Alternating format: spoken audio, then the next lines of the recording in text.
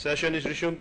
Thank you. Mr. President, before the much-awaited privilege speech of Senator Manny Pacquiao, Senator Subiri would like to to have a very quick manifestation, Mr. President. Senator Subiri is recognized. Thank you, Mr. President. Mr. President, I'd like to put on record that the gentleman from Olongapo and Zambales had complied with his birthday treat today, noting that his birthday was during the weekend break. So that does not exempt the gentleman, Senator Sonny Trillanes, from also complying with his birthday treat on another day. Maraming salamat, Mr. President. Majority Floor Leader, thank you. Allow me to quote Senator Joel Villanueva. They will celebrate separately. Thank you. Mr. President, to avail of the privilege to speak on a matter of public interest, may I move that we recognize Senator Manny Pacquiao. Senator Manny Pacquiao is recognized.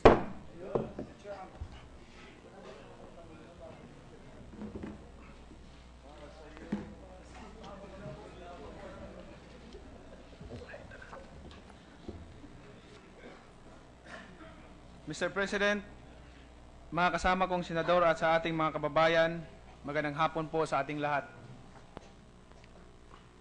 Mr. President, I rise on matter of personal and collective privilege on matters of public concern. My first ever privilege speech as a senator will focus on one of the biggest issues plaguing our country. I speak before you because of the sense of urgency on the issue of drug problem, which has become alarming at it gets worse each day. Lumalawig na naman po ang usapin patungkol sa parusang kamatayan o death penalty. Hindi kasi maalis sa akin ang pag-alala kung maganda rin kaya ang hapon ng mga pamilyang nabibiktima ng illegal na droga. Bago ako makilala sa boksingero, naranasan ko pong mabuhay sa lansangan ng General Santos City at probinsya Sarangani. Maging nang ako ay nagsimula ng lumaban sa professional boxing, naikot ko ang iba't ibang sulok ng Metro Manila. Dito ko po personal na nakita ang masamang epekto ng illegal na droga. Anak, pinatay ng sariling ama. Estudyante, sinaksak habang pauwi sa bahay. Buntis, ginahasa ng ilang ulit. Mga batang minor de edad, ginahasa at pinatay. Iba't ibang mapapait na istorya. Isa sa mga naging dahilan ng problema ay ang paggamit ng illegal na droga. Narito po ako ngayon sa inyong harapan upang humingi ng suporta sa agarang solusyon at nang ito ay matigil na. Sa ating napipintong debatihan hinggil sa implementasyon ng death penalty o parusang kamatayan, ako ay nababagabag sa masasayang nating panahon. Kung bakit ko po nasabi ito, please allow me to explain. Nang balangkasin ang ating saligang batas noong 1986, isang komite ang itinalaga upang suriin ang iba't ibang pananaw ukol sa parusang kamatayan. In 1986, Father Joaquin Barnas presented to the committee a proposed Bill of Rights relative to death penalty, originally worded, and I quote, "Excessive fines shall not be imposed, nor cruel, degrading, or inhuman punishment inflicted. Death penalty already imposed shall be commuted to reclusion perpetua." End of quote. Subalit ang panukalang ito ay hindi nakapasa dahil matapos ang matinding debate at talakayan sa pagitan ng mga dalubhasa sa batas. Mas naging matimbang ang pagkakaroon ng capital punishment sa Constitution, base sa sitwasyon at kultura ng ating mga Pilipino. Hindi po pangkaraniwang mababatas ang bumuo sa Philippine Constitutional Commission noong 1986 dahil ito ay kinabilangan ni na Commissioner Christian Munsod, Senator Ambrosio Padilla, Francisco Soc Rodrigo, Justice Florence Regalado, Ricardo Romulo, Bishop Teodoro Bacani, Rustico de los Reyes Jr., Lugom Oca at Crespino de Castro. at marami pa pong iba. Ayon sa kanila, ang isang bansa o estado ay kinakailangan magkaroon ng kakayanang protektahan ang kanyang mga mamamayan at ang kanilang kaligtasan at seguridad laban sa mga kasulam-suklam na krimen o heinous crimes. Minabuti ng kinatawan ng sambayanang Pilipino na katigan ang patuloy na pagpapataw ng kaparusahang kamatayan. Sa dakong huli na pagkaisahan ng komite na pagtibayan ang paglakip sa konstitusyon ng parusang kamatayan dahil isa itong mahalagang sandata upang mapigilan o mabawasan ang mga kriminal na banta sa katiwasayan ng bayan, maging sa mga inosinteng mamamayan. Napakaraming mahalagang batas pa ang patuloy na nakabinbin at nangangailangan ng ating agarang atensyon. Kailangan pa po ba nating ubusin ang ating panahon para talakayin muli ang matagal na nilang tinapos at isinarang usapin ukol sa parusang kamatayan? Even during the time when our Constitution was in its beginning stage, these great Filipino minds already opposed the abolition of death penalty for heinous crimes through appropriate legislation. It was for this reason that Article 3, Section 19 was reworded in its present cast, I quote, "Excessive fines shall not be imposed, nor cruel, degrading, or inhuman punishment inflicted. Neither shall death penalty be imposed unless for compelling reason involving heinous crimes. The Congress hereafter provides for it." End of quote. Natigil lamang ang implementasyon nito base sa rekomendasyon ng mga nakaraang Pangulo at naisabatas ang RA o Republic Act 9346 repealing Republic Act 7659, the death penalty law, but not abolishing the death penalty. Death penalty, in other words, was never abolished. Kaya't nararapat nating linawin na mula noon hanggang ngayon, hindi kailanman ipinagbawal sa saligang batas ang parusang kamatayan, lalong-lalo na, Mr. President, sa mata ng Panginoon. Death penalty is lawful, moral, and sanctioned governmental action. Having read the Bible on a regular basis, I am convinced that God is not just a God of mercy, but He is also a God of justice. So on the issue of death penalty, I could not help but consult the Bible. And I found numerous verses, and here are some. In Genesis chapter 9, verse 6, "Whoever sheds human blood, by human shall their blood be shed. For in the image of God has God made mankind." Sa Exodus 21, verse 12, sinasabi ng banal na Biblia na ang nananakit sa isang tao na anupat mamamatay ay papataying walang pagsala. The New Testament recognizes the legitimacy of capital punishment in Romans 13, verse 4. "For the one in authority is God's servant for your good. But if you do wrong, be afraid, for rulers do not bear the sword for no reason. They are God's servants, agents of wrath, to bring punishment on the wrongdoer." Sa kasalukuyan, isa sa mga pangunahing krimen na kinikilala ng lahat na heinous o sadyang karumal-dumal ay ang illegal na droga. Walang pinipiling mabibiktima ang illegal na droga.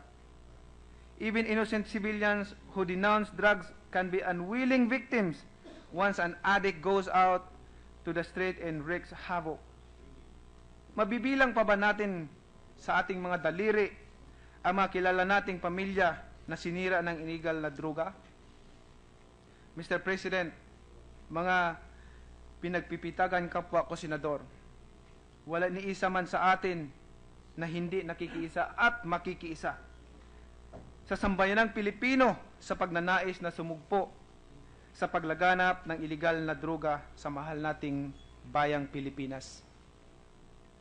In 2015, the Philippine Drug Enforcement Agency or PDEA released a report that 11,309 out of 42,029 barangays in the country, or 26.91%, are considered drug affected. Pero higit na nakakabahala ay ang estadistika dito sa NCR, Mr. President. As of June 2016, 1,577 out of 1,706 barangays are drug affected. That makes it 92.44% in National Capital Region alone. May tinatayang 1.3 million drug users ngayon sa bansa ayon sa datos ng Dangerous Drugs Board. Hayaan ba nating dumating ang araw na maging ang ating mga anak at mahal sa buhay, Mr. President, ay kasama na sa bilang na ito? Masyadong maluwag ang ating batas para sa mga drug traffickers. Sa aking pagsasaliksik at personal na kaalaman tungkol sa illegal drug trade, nabuo ko ang simpleng analysis na may dalawang mukha ang drug trade. Una ay ang mga users na addict sa droga. Pangalawa, Mr. President, ay ang mga drug lords, manufacturers, posers, at protectors na addict naman sa pera. Mas maraming droga, mas maraming kita. Ang mga mayamang drug traffickers na ito ay higit na nakakabahala. Kahit sa sensya, wala pang gamot ang naiimbento upang sugpuin ang paggagahaman nila sa pera. Ito ngayon ay tinatawag na wealth addiction. Ang mga adik sa pera ay walang pakialam kung masira ang kinabukasan ng kanilang mga nabibiktima. Basta ang mahalaga, dumami ang kanilang pera. Yes, drug addicts are addicted to drugs, while drug lords, posers, protectors are addicted to money. Tungod sa inyong pagsungak-sungak sa lahat ng mga drug addicts, drug posers, protectors, tungod sa inyong pagsungak-sungak sa kwarta, wa ninyo panumbalinga ang daotang epekto sa illegal nga droga ngadto sa inosenting mga biktima. Ayaw ninyo binuangi ang mga katawhang pobre. We must speak to these criminal minds in the only language they understand. They must understand that our government will put a stop to impunity. They have profited from the blood of thousands upon thousands of Filipino youths. It must stop now. If you don't understand English, then kinahanglan ihunong na ninyo na tanan. Let's put more teeth in the law penalizing drug-related activities, but let's not disregard the rights of suspects to a fair trial. Noong sinuportahan ni Professor Esteban Bautista ng UP Law Center ang death penalty, simple subalit direct to the point ang kanyang pahayag, and I quote, "When people began to believe that organized society is unwilling or unable to impose upon criminal offenders the punishment they deserve, they are sowing the seeds of anarchy, of self-help, of vigilant justice and lens law. The people will take the law upon their hands and exact vengeance in the nature of personal vendetta." End of quote. Dahil dito, ako po ay nag-file ng Senate Bill number 185, an act to impose the death penalty and increase penalties on certain heinous crimes involving dangerous drugs, amending for that purpose other special penal laws and for other purposes. Akin pong dalangin na naway mabigyan agad ng pansin ito upang agaran ng mapatawan ng parusang kamatayan ang mga nasa likod ng talamak na drug operation sa ating bansa. Mas magiging epektibo ang pagpapatupad ng batas kung lalagyan ito ng pangil. Pangil na agad magpapahinang loob sa mga magbabalak pa lamang gumawa ng kalukuhan. This was the same philosophy used by Lee Kuan Yew when he sternly implemented criminal legislation in Singapore. According to the late Prime Minister Lee Kuan Yew, and I quote, "In criminal law legislation, our priority is the security and well-being of law-abiding citizens, rather than the rights of the criminal to be protected from incriminating evidence." End of quote. political will to protect the law-abiding citizens and discipline were the formula of Lee Kuan Yew that brought progress to his country. Nasaan ang Singapore ngayon? Nasaan tayo ngayon? Mr. President, ako ay humingi ng tulong sa inyo at sa aking mga kapwa mambabatas para malunasan na ang ugat ng kanser sa ating lipunan. Ang lahat po ay may karapatang mabuhay. Pero bilang mambabatas, may obligasyon rin po tayo sa ating mga mamamayan na mabigyan sila ng tahimik at maayos na pamumuhay. Wala tayong dapat ikatakot sa death penalty dahil ito ay para lamang sa mga taong walang habas gumawa ng karumal-dumal na krimen. Sa death penalty for drug traffickers, kakampi po natin dito sino mang Juan de la Cruz at lahat ng Pilipino na sumusunod sa batas at gumagalang sa karapatan ng kanyang kapwa. May mga nagsasabi, Mr. President, na the war on drugs is bound to fail. Yes, we are bound to fail only if we are divided. But listen to this. We will stand and succeed if we are united. Mr. President, dagang salamat ug mayong hapon kanatong tanan. Silence, please. Silence. Yes. Thank you, Mr. President. Mr. President, will the distinguished gentleman yield to some questions for interpellation? Senator Manny, there's a question if you will yield to some interpellation. Yes, Mr. President. Thank you. Senator Soto is recognized for interpellation. Thank you. Willingly, Mr. President. Thank you, Mr. President. I wish to thank the gentleman for yielding to some interpellations. I would like to congratulate you for your speech. I would like to congratulate you for yielding to the interpellation. I am glad that in your maiden speech you have already given us a bird's eye view of what would be the focus of your first bills in the Senate.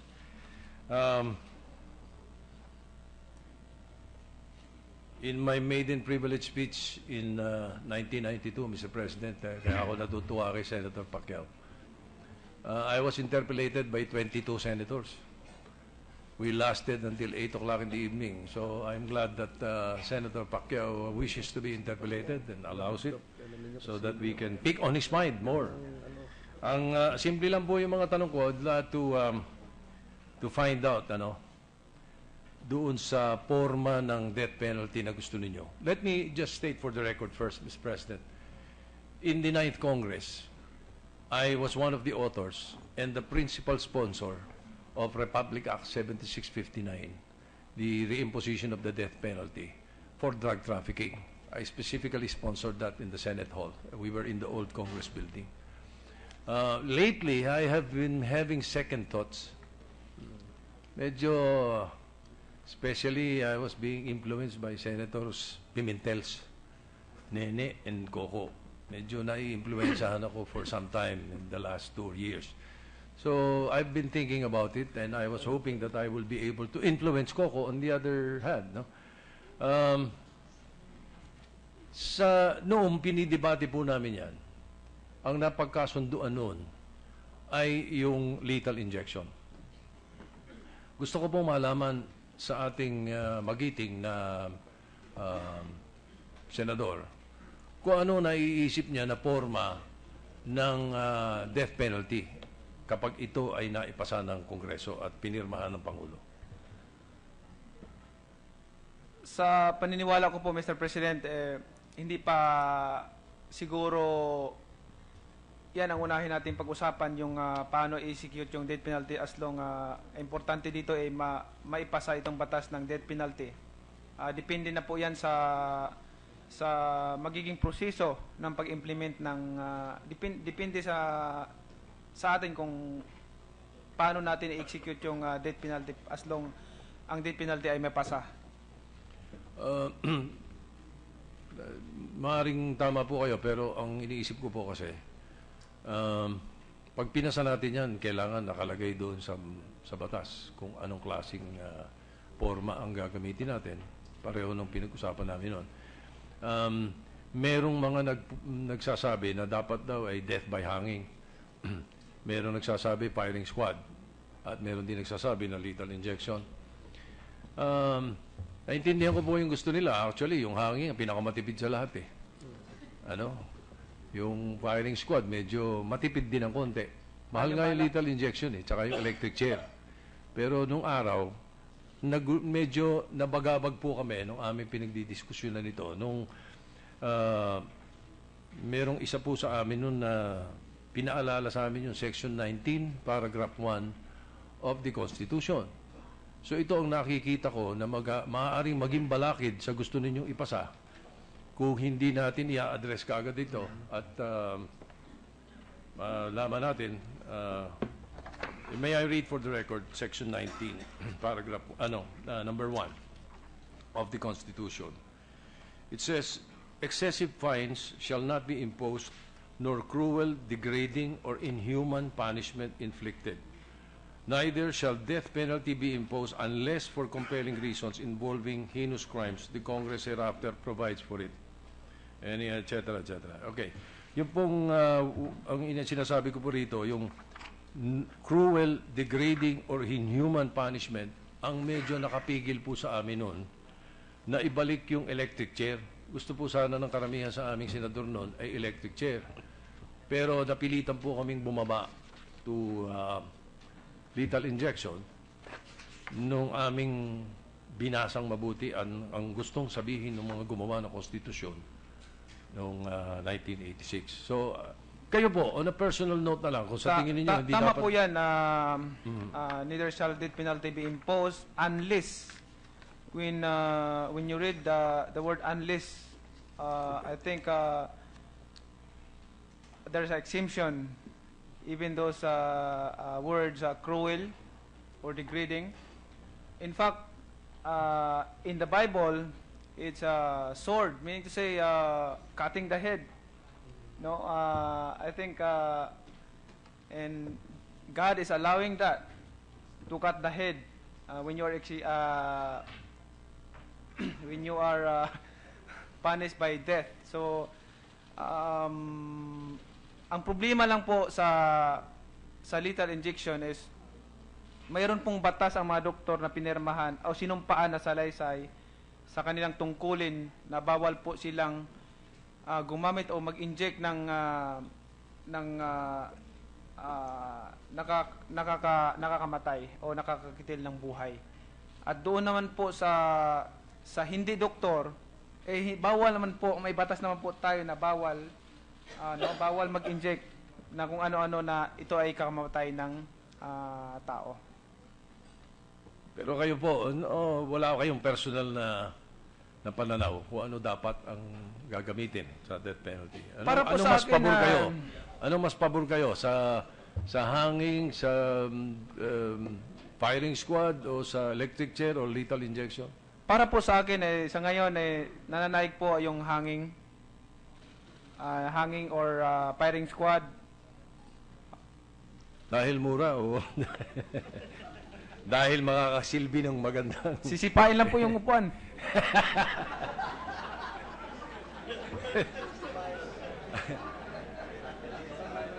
Oo nga, kaya nga naisip ko na baka nga mura no? Anyway, natutuwa din po ako. Pwede po nating sabihin na natumba lang yung upuan Oo nga. Natutuwa din ako at binanggit ninyo ang tungkol sa Bible. Sapagkat nung ini-sponsoran ko po ito nung 9th Congress, tatlong dahilan po ang ginamit ko kung bakit dapat ibalik ang death penalty.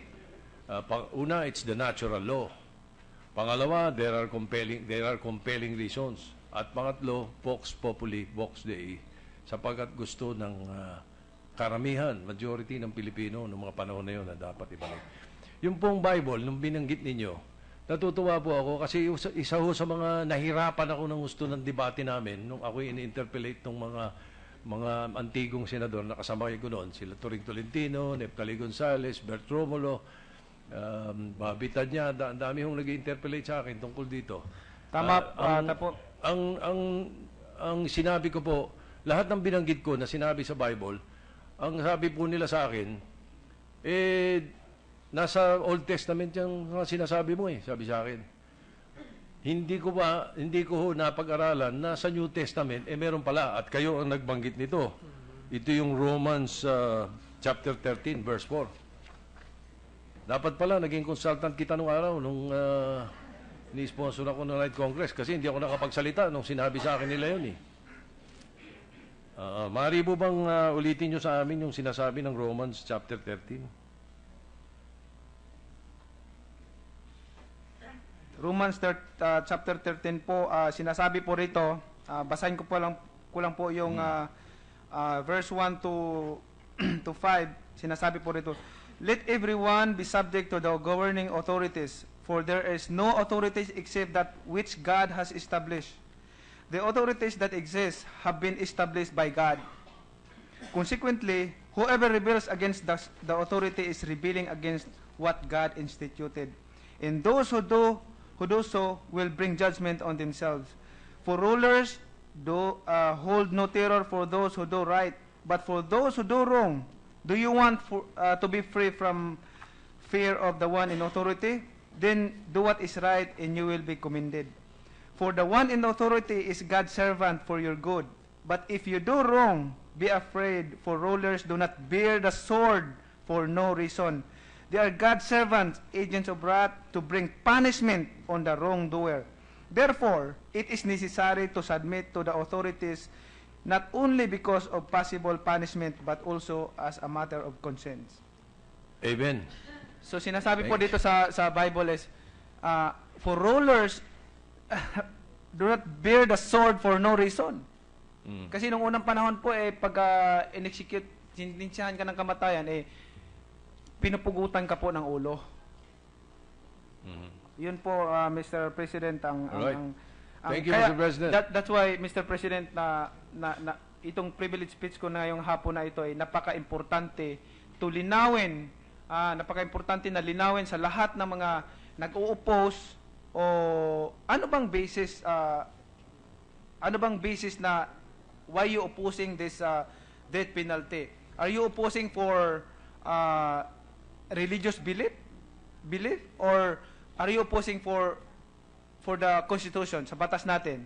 Gusto nating malinawan na sa Constitution natin allowed naman yan. Even in the Bible, allowed naman yan. In fact, sinasabi nga rito, do not bear the sword for no reason. All right. Thank you, Mr. President. I wish to congratulate again and thank the distinguished gentleman for his privileged speech. And I will look forward to the debates on the death penalty law. Until now, I still have to make up my mind this time, Mr. President. Thank you. Thank you, Senator Soto. Senator Villanueva? Thank you, Mr. President. If the distinguished gentleman from Sarangani and General Santos City would yield to some clarificatory questions, very few questions. Manila rin. In Manila, People's Champ, I mean, would yield to some questions, Your Honor. Okay. Yes, Thank you. please proceed. Yeah. Thank you, Mr. President. First of all, I'd like to congratulate our colleague for bringing this up. I think this is not an easy issue, and it's very commendable that our People's Champ knows the intricacies of this very controversial issue. But let me, first things first, ask that question. Your Honor, Mr. President, binanggit po ninyo na kayo ay pabor sa death penalty, ngunit ang binanggit niyo po kanina ay doon lamang sa mga drug traffickers, if I'm not mistaken, drug lords and pushers. Am I correct, Mr. President? Ito pong privilege speech ko, Mr. President, is about the drug traffickers, yung mga involved sa droga. Ito po yung privilege speech ko. Hindi po ibig sabihin kayo ho ay hindi pabor kung ito po ay heinous crimes o yung mas kilala o sinasabing pagkarumal-dumal yung isang krimen. hindi po kayo pabor doon sa death penalty. Am I correct, Mr. President? Pag hindi po karumal-dumal ang krimen, I think hindi po reasonable na magkaroon ng death penalty. So, meaning to say, Mr. President, kunyari po, dun po sa privilege speech nyo, if I'm not mistaken, binanggit nyo po yung tatay na pinatay yung sariling anak o yung tatay na nanggahasa ng kanyang sariling anak. Ito po ba ay fall under a heinous crime at kayo po ba ay sasang-ayon dito sa representasyon na ito'y isang karumal-dumal na krimen? Ito po ay karumal-dumal at may marami po akong bill na ipinail po dito sa Senado at 4 po yan para sa death penalty, pero ito lang po muna inuna ko yung sa drug related para po kung may problema man doon sa rape with murder, hindi maapektuhan yung drug traffickers yung na bill ko na ipinail. Salamat po, Mr. President. At gusto ko ring sabihin for the record that this representation would like to participate actively in the discussion of this particular issue. On another note, Mr. President, Your Honor, dun po sa kaisipan o doon sa mga binabanggit na schools of thought, for example, Mr. President, distinguished colleague, our people's champ, yung pong pananaw na ang isang nagkasala ay binibigyan mo ng easy way out kung bibigyan mo o papatungan mo, paparatangan mo ng parusang kamatayan. Ano po ang inyong masasabi dito na sa halip na mag-suffer ng husto at maikorek yung pong maling ginawa ng isang akusado o palagay na pong yung convicted na, ano pong masasabi nyo dito na ito ba ay pagbibigay ng yung tinatawag na easy way out doon sa isang sangkot dito sa isang karumal-dumal na krimen na ating binabanggit? Ito pong parusa po ay this is a punishment. We're talking about punishment. Punishment sa mga kasalanan. Sabi nga ng Bible, punishment for the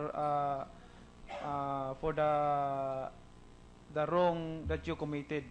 Yung punishment sa mga kasalanan na ginawa mo na kabilang doon sa heinous crimes. Kung yung pong parusa na ating ipinapataw doon sa mas mababang kasalanan ay magdusa sa loob ng piitan at mabigyan ng pagkakataong makorek, ito po ba ay sa tingin natin ay makatarungan para doon sa mas mababa yung krimen na kanyang ginawa?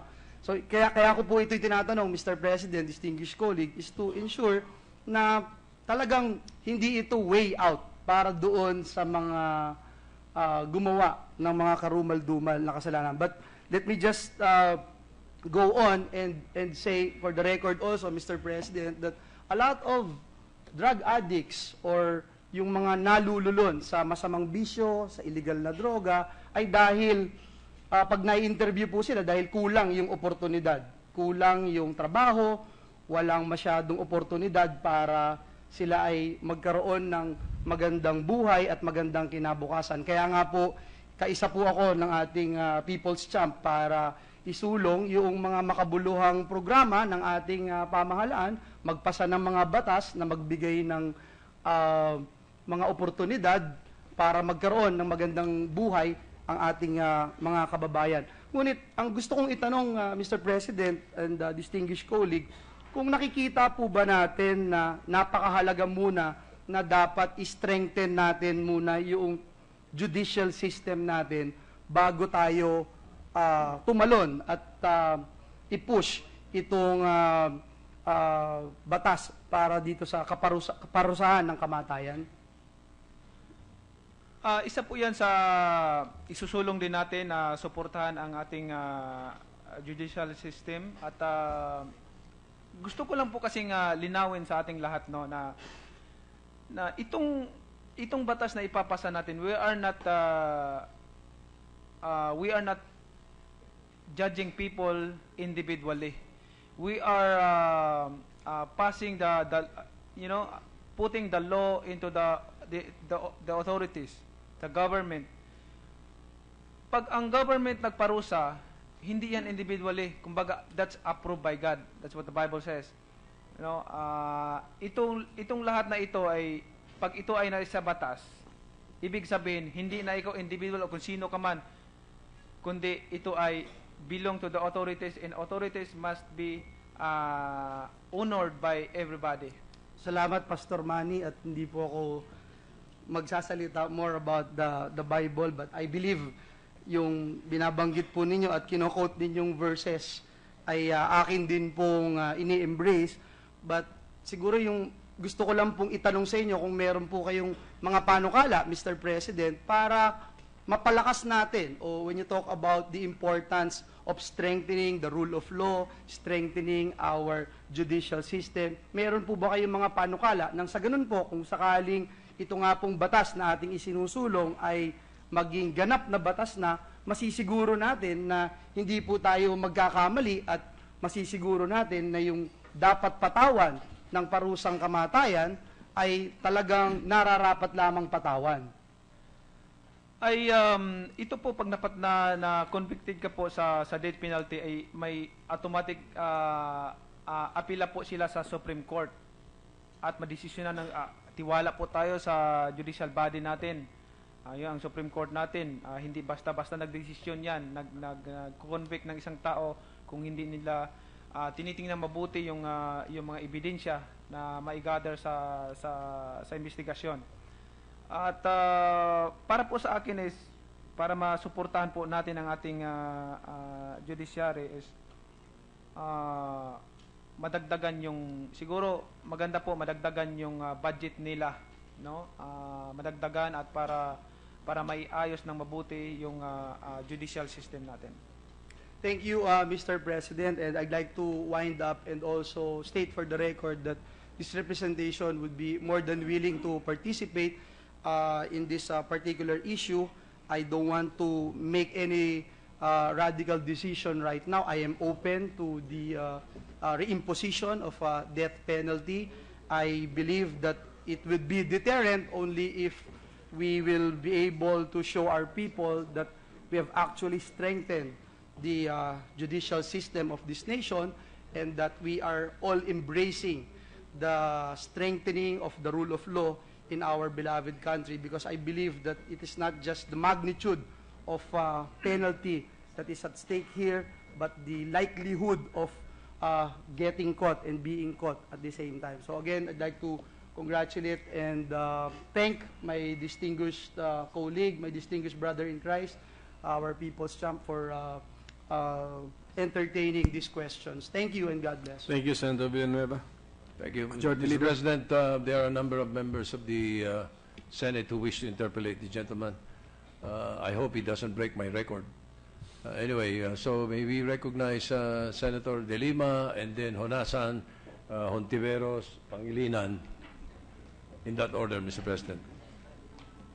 It's a long list. Can you remind me later on who's next? Okay, Senator De Lima is recognized.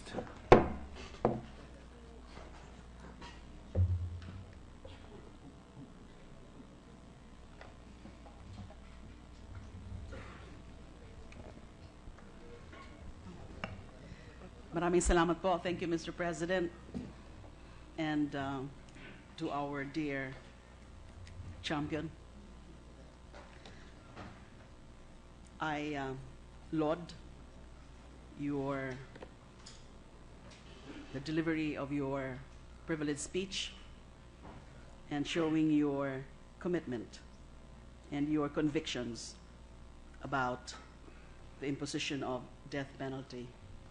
May I state for the record that I am against death penalty. I am strongly, firmly, and passionately against the death penalty. I rise now not to engage in debate with the distinguished gentleman, but just to raise a few points, because I'm sure there would be a proper time, due time, for us to engage in protracted debate on the issue, which certainly will be very contentious and divisive, not only for this chamber, but also for the rest of the country. So I would reserve all my other substantive points in support of my opposition to the reimposition of death penalty. We note for the record that there are several bills calling for the reimposition of death penalty, and the one being sponsored by our champion is only one of them. Gusto ko lang pong maintindihan yung punto de vista ng ating kasamahan sa kanyang pag-propose for the reimposition of death penalty. Ano po ba ang pinakadahilan ng pagpapanukala niyo na ibalik ang death penalty? Is it for deterrence or for retribution? Para po sa akin is mahirap na masabi natin is deterrence dahil hindi natin sinasabi na mahinto because of this death penalty. At least mabawasan yung mga karumal-dumal na krimen na hindi natin gusto at ito ay nakakatulong, no? Nakakatulong sa paglutas ng problema dito sa ating bansa, which is yan ang pangunahin na problema. So wala po sa inyo yung tinatawag na retribution? Retribution na sinasabi ng Bible is a punishment of the wrong doing you have done. So yun po ba ang punto nyo na para parusahan? Ang Bible po nagsasabi is kung basis on you opposing because you basing on of your religious belief, then the Bible says is it's a punishment of the sin that you committed against God and against our government. Kasi sinasabi po ng ating champion na not necessarily for deterrence, for minimization or to minimize the reduction of crime, especially the heinous crimes. Then if that is the objective, then should it be the proper approach is to put in or to propose measures that will truly come up with more effective law enforcement para mabawasan ng krimen instead of death penalty? Hindi po yan. Alam niyo po, even in the Bible, death penalty is allowed, no? Allowed in the law of God for those considered as heinous crimes. Even we strengthen our policemen, our law enforcement, makakatulong din po yan. Pero mas maganda po yung alam ng tao na may death penalty sa ating bansa. At mabawasan at yung gagawa pa lang ng masama, alam nila na kamatayan ng kaparusahan, maaaring mapigilan o mabawasan yung mga kriminalidad dito sa ating bansa. Nakakita na ho ba ang ating kasamahan, nakakita na ho ba ng study showing that indeed death penalty is a deterrence? Lalo na mga datos na nagsasabi o na nagpapakita na nung binalik, nung nandyan yung death penalty, bago po ito na abolished sa pamamagitan ng Republic Act 72659, ay bumaba po Alam niyo po, Mr. President, ang rate of criminality. mula noon hanggang ngayon, nung araw po hindi po ganun kalaganap ang droga sa ating bansa. But because of yung sinasabi nga natin, maluwag ang ating batas. Na maluwag ang ating batas, halos lahat ng mga drug lords nandito sa Pilipinas dahil wala namang death penalty para sa drug traffickers.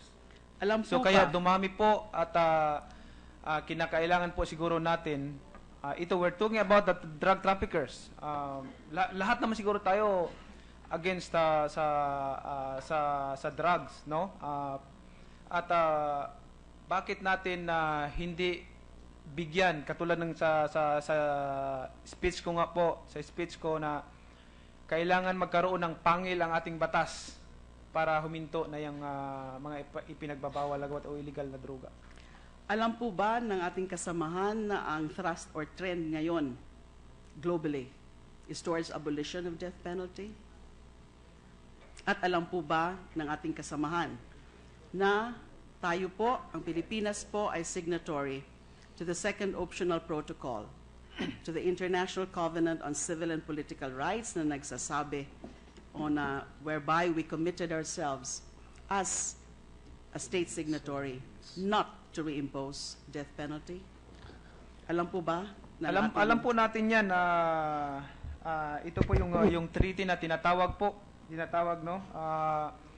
As long as hindi po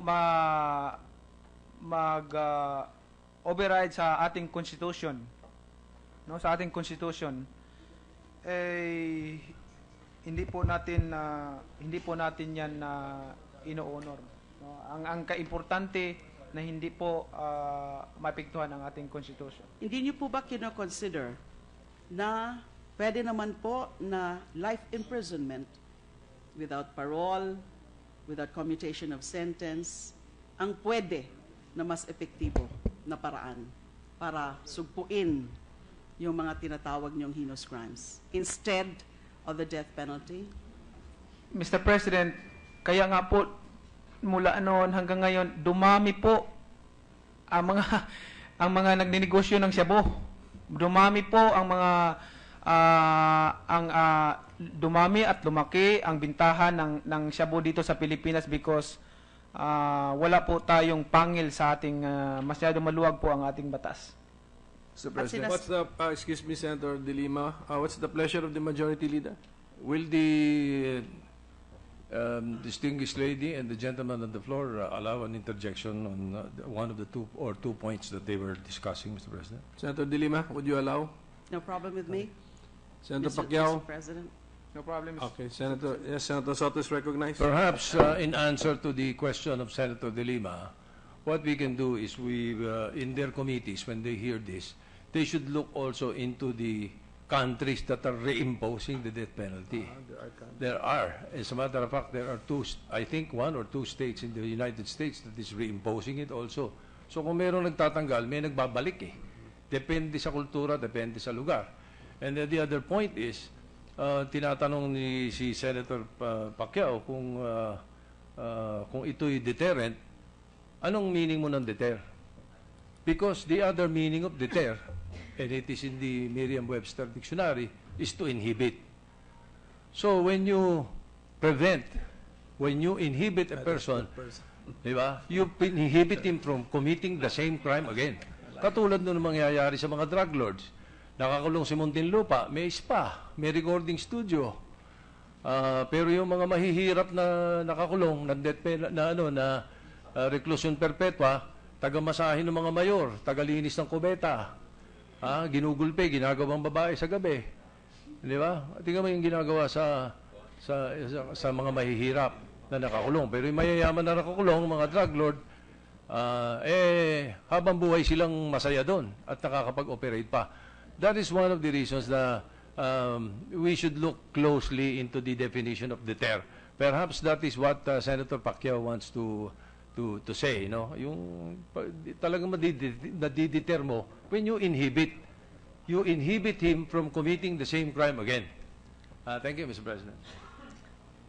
Reaction lang po doon, Yes, ma'am, you have the floor, Senator De Lima. Mr. President.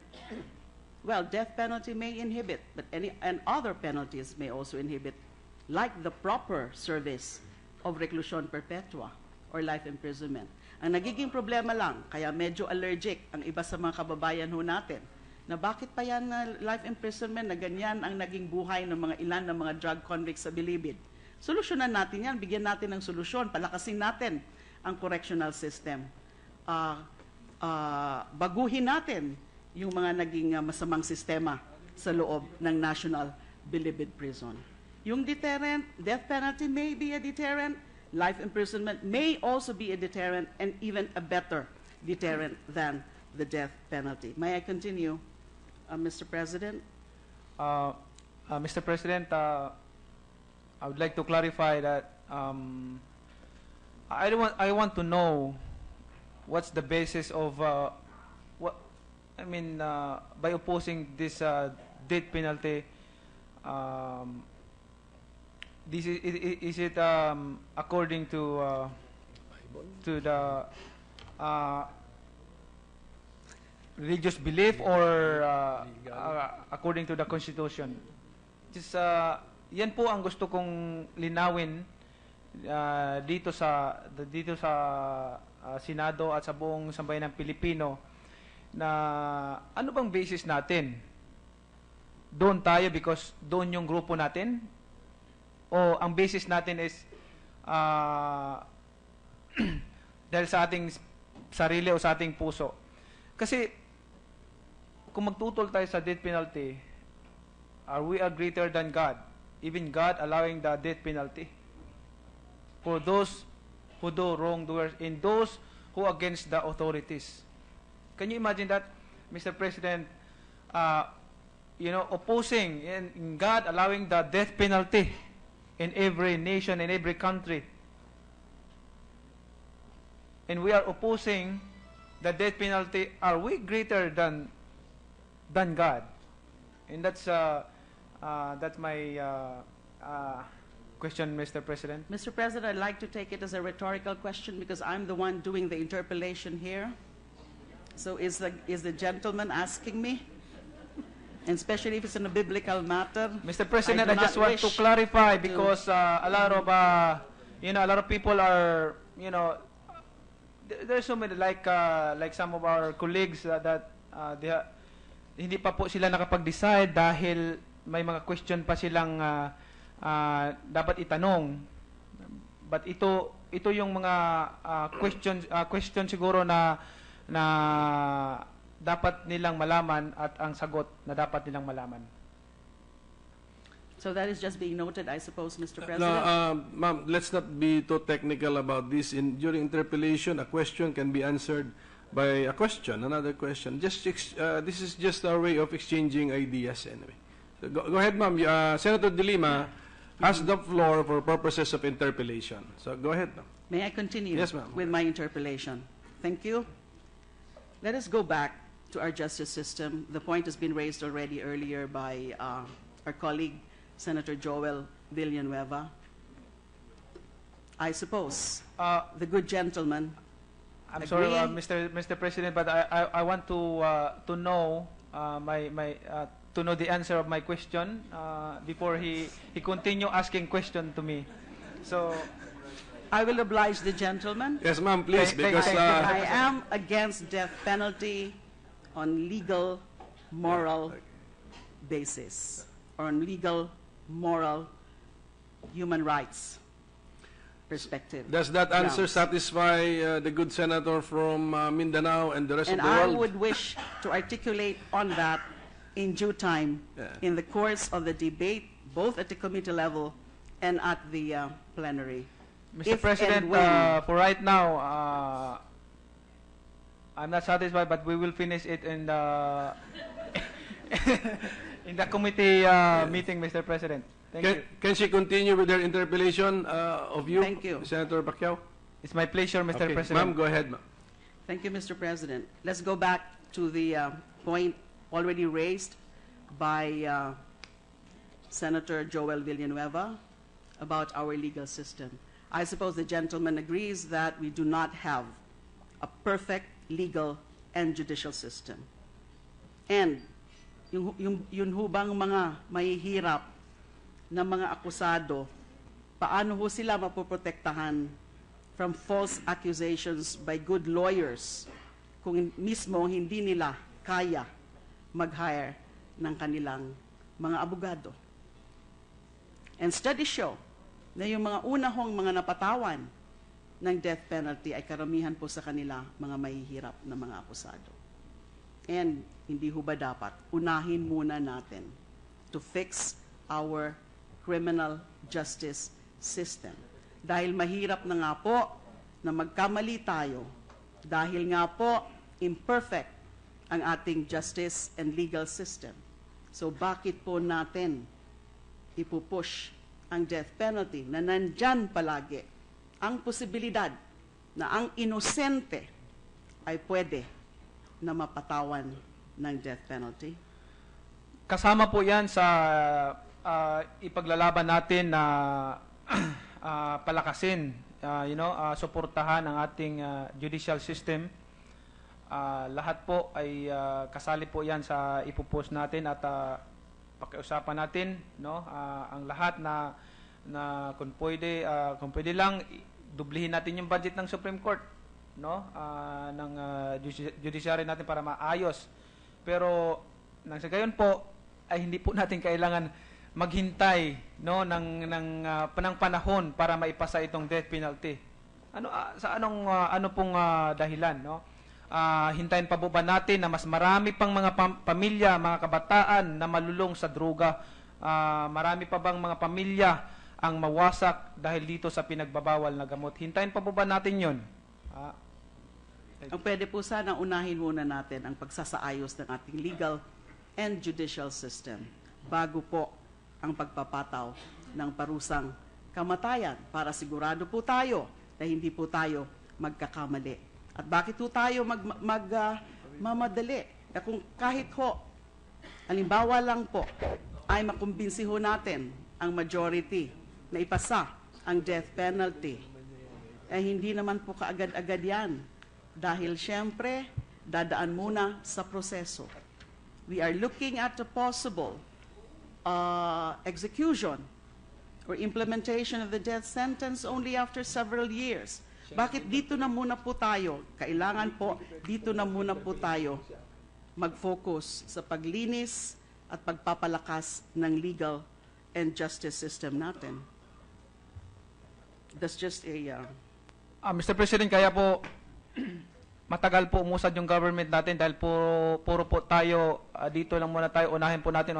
Bakit po hindi natin kaagad aksyonan ang dapat aksyonan nang sa gayon matapos po natin ang lahat. Kaya po maraming nakabinbin ng mga bills o batas na dapat maipasa at maimplementa sa ating bansa na makatulong, no, para sa makabawas sa pagsugpo ng mga kriminalidad na katulad ng mga karumal-dumal na mga pangyayari, Mr. President. So sabi ko nga, kailangan isipin natin mabuti anong basis natin to oppose the death penalty for drug traffickers. Next point, Mr. President.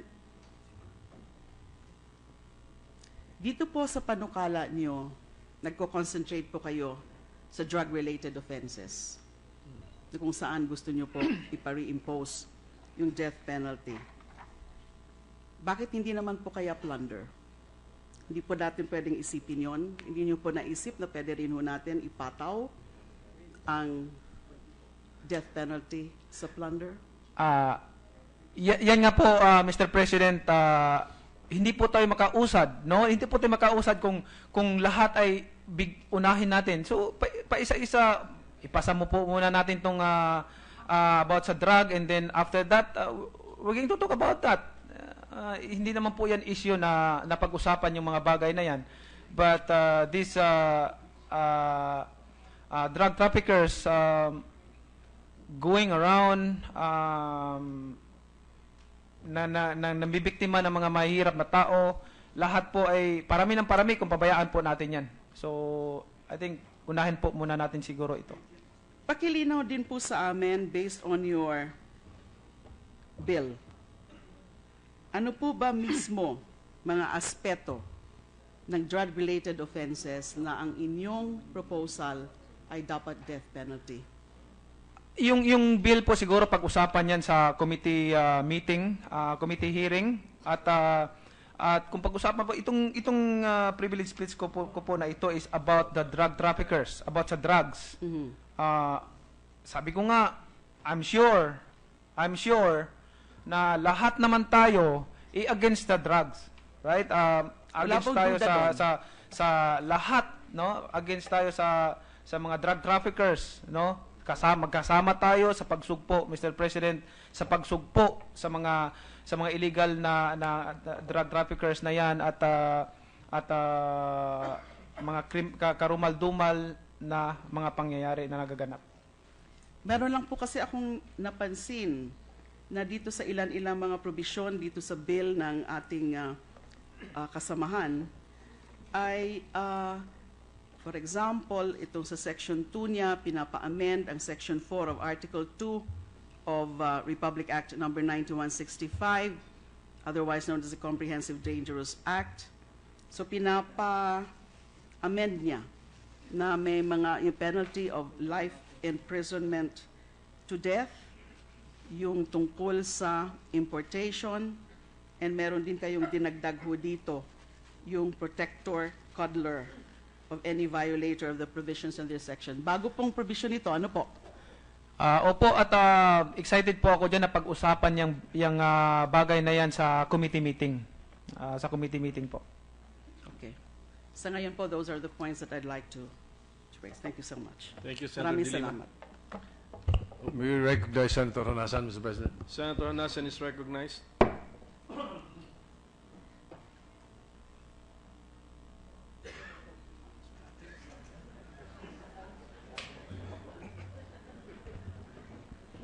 Mr. President,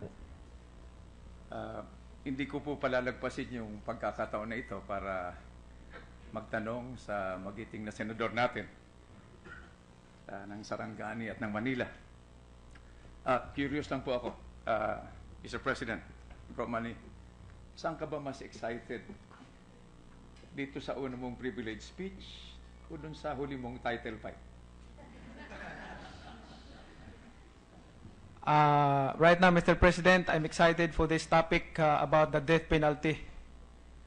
Excited ako dito dahil milyon-milyong mga Pilipino ang makinabang dito at ito ay para sa bansa natin.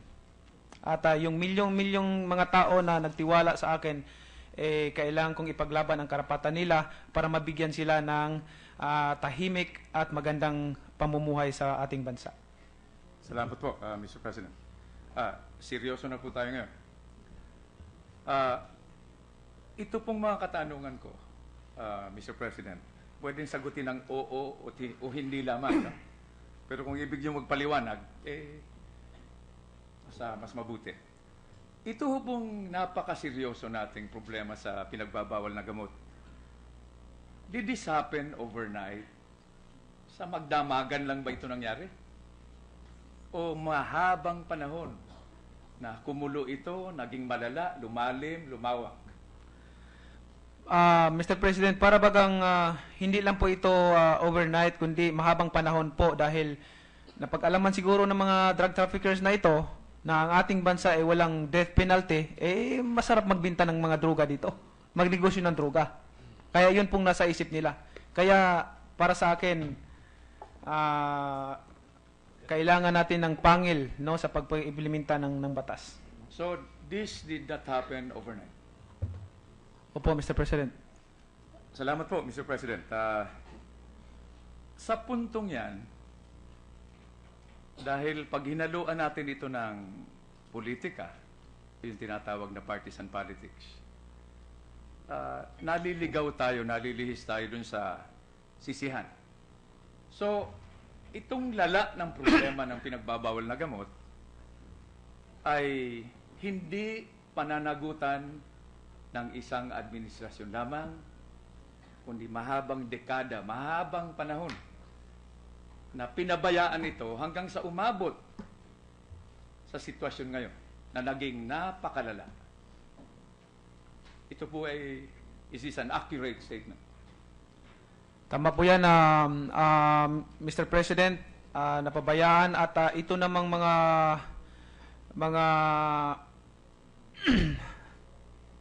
drug traffickers natin, yung mga financier, lahat ay namimihasa sila dahil wala po tayong, hindi po, maluwag nga po ang batas natin, walang pangil.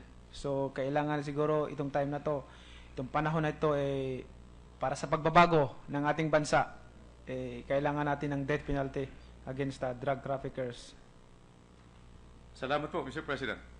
Mr. President, sa puntong ito, maiksing kwento lamang, ano? Maring pareho kami ng ating majority floor leader. Kami po kasi, you can check the records, we have been consistently pro-life, pro-family, no?